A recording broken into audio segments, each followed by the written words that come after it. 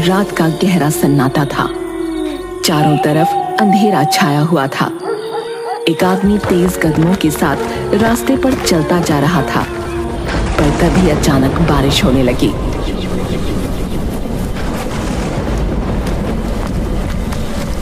उसे सामने पंचायत घर दिखा, पर वो वहां रुकना नहीं चाहता था, इसलिए वो चलता रहा। लेकिन तभी अचानक बहुत तेज बिजली कड़की।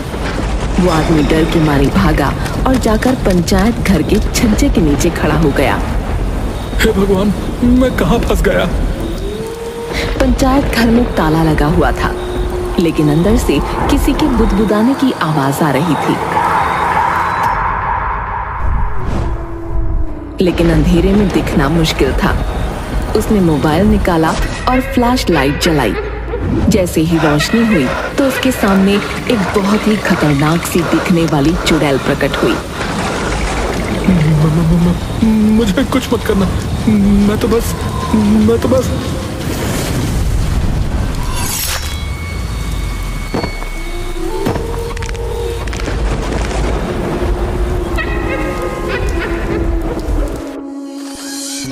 मालगंज नाम के गांव में एक पंचायत घर था, जहां विवेक सचिव की पोस्ट संभालने आ रहा था।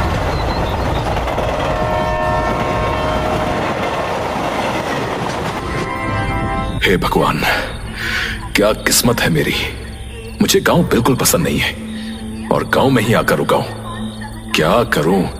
नौकरी है तो करनी ही पड़ेगी, लेकिन पहला मौका मिलते ही मैं यहां से भाग जाऊंगा, बता रहा हूं।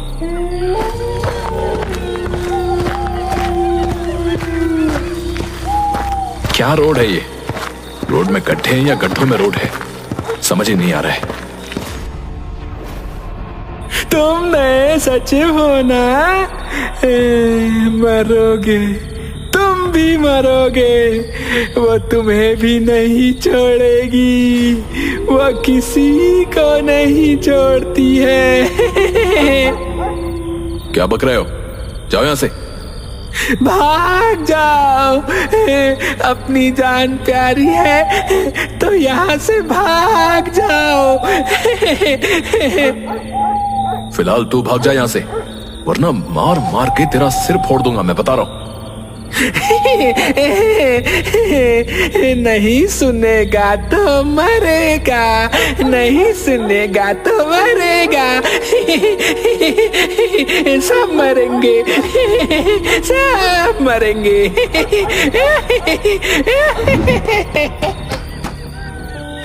विवेक उस पागल आदमी से पीछा छुड़ाकर पंचायत घर पहुंचता है। अरे सर, आप आ गए? आइए आइए, मैं बहुत समय से आपका इंतजार कर रहा था। हाँ ठीक है, पंचायत घर का दरवाजा खोलो। जैसे ही दरवाजा खुलता है तो एक बहुत बुरी बदबू आती है। ये इतनी बुरी बदबू किस चीज की है? पता नहीं सर, मेरी तो नाक में बस गई है ये बदबू, तो मुझे पता ही नहीं चलता है। लेकिन मुझे तो यहाँ रहना है। एक काम करना कि बाजार से बहुत सारे एयर फ्रेशनर ले आना। और प्रधान जी कहाँ हैं? वो आजकल बीमार रहते हैं, इसीलिए पंचायत घर नहीं आ पाते। विवेक को शक हो रहा था कि अभिषेक झूठ बोल रहा है। फिलहाल वो नाक बंद करके पंचायत घर के अंदर गया। उसे लग रहा था कि शायद कोई चूहा मरा पड़ा हो या कोई जानवर, लेकिन उसे कुछ नहीं देखा।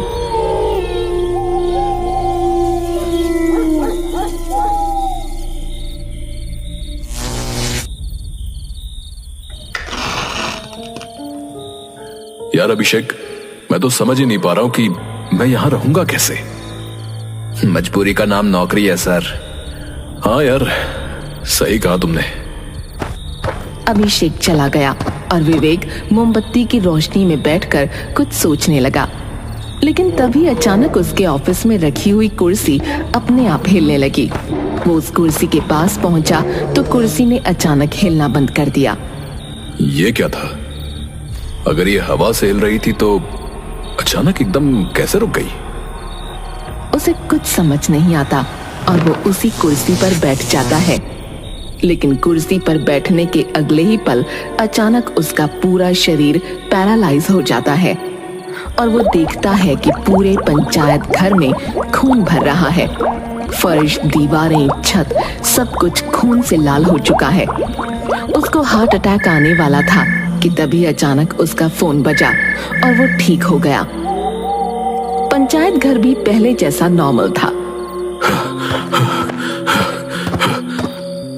हेलो, कौन? सचिव जी, मैं प्रधान बोल रहा हूँ। आप घर आ जाइए, आज आपका खाना यहाँ है। ठीक है, आता हूँ। विवेक तो कैसे भी करके बस वहां से निकलकर भागना चाहता था। वो फौरन प्रधान के घर पहुंचा। आइए सचिव जी। क्या बात है, बड़े बदहवास लग रहे हैं आप। अभी मेरे साथ वहां बहुत अजीब सी चीज हुई। अच्छा, तो आपके साथ भी वही सब होने लगा? क्या सब? इस पंचायत घर में कोई भी सचिव रुक नहीं पाता है। इससे पहले आए कई सचिव भी छोड़कर जा चुके हैं। लेकिन ये सब वहां हो क्या रहा है? पता नहीं, कुछ साल पहले ये सिलसिला अचानक शुरू हो गया। तो सरकार इसके लिए कुछ करती क्यों नहीं है? सरकार दिखने वाली चीजों के लिए काम करती है। जो चीजें दिख ही नहीं रही है, उसके लिए सरकार क्या करेगी भला। विवेक खाना खाकर वहां से निकल गया।